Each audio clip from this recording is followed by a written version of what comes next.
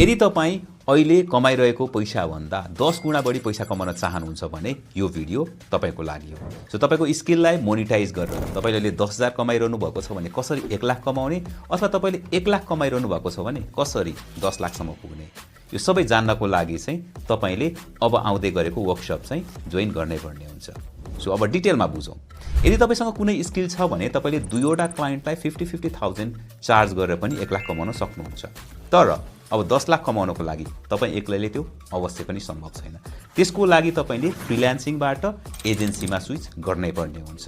र एजेन्सी चलाउनु सजिलो काम चाहिँ होइन। यसको लागि तपाईँले सिस्टम र प्रोसेस बनाउनु पर्यो, टिम बिल्ड गर्नु पर्यो, डेलिगेसन गर्न जान्नु पर्यो, प्लस सेल्स प्रोसेसका कुराहरू पनि हुन्छ। अब यो सबै चिजहरू सिक्न मलाई त धेरै नै टाइम लाग्यो, तर म चाहन्न कि तपाईँलाई पनि मलाई जति नै टाइम लागोस्। त्यसले गर्दाखेरि तपाईँलाई यो सबै कुराहरू एकदमै सर्ट पिरियडमा सिकाउनको लागि यो 27 मार्चमा सिकुम न नेपालसँग कोल्याबोरेसन गरेर म फ्रिल्यान्सिङ टु एजेन्सी ब्लुप्रिन्ट भन्ने वर्कसप गर्दैछु।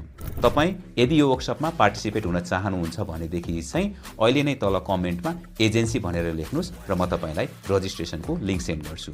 ढिला नगर्नुहोस् है, समय धेरै बाँकी छैन।